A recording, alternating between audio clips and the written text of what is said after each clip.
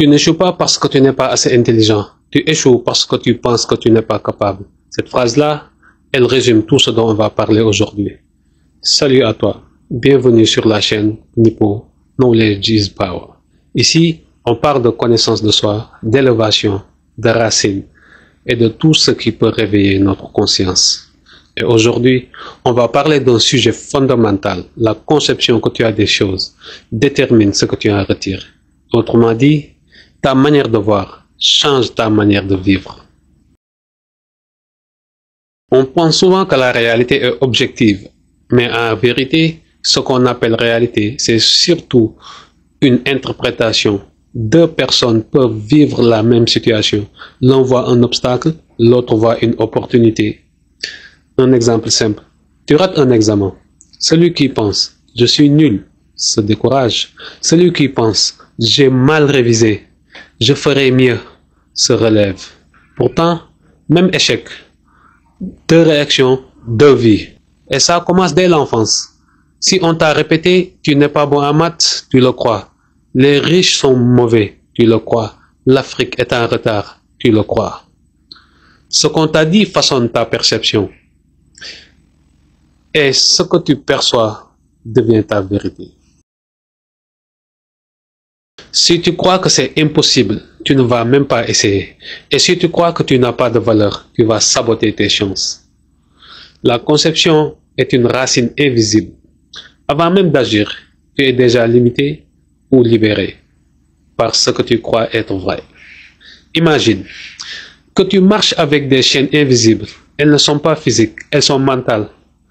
Et tant que tu ne changes pas ta conception, tu restes bloqué. C'est pour ça que le savoir libère. Parce que plus tu comprends, plus tu vois clair. Et plus tu vois clair, plus tu choisis avec conscience.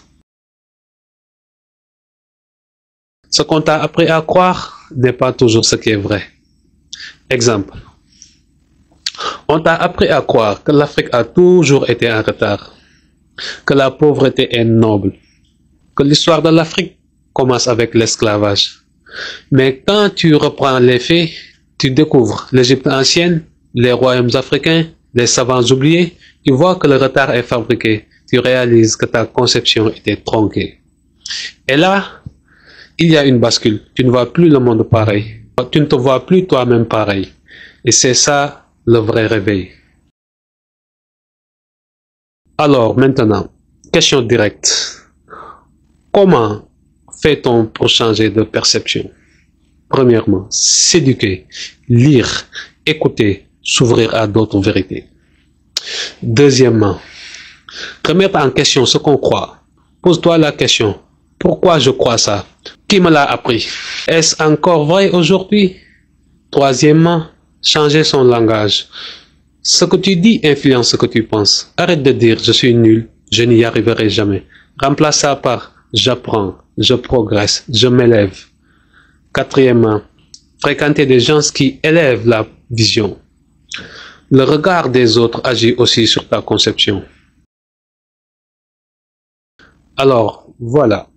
Ce que tu crois sur toi, sur le monde, sur l'Afrique, sur la réussite, façonne ta réalité.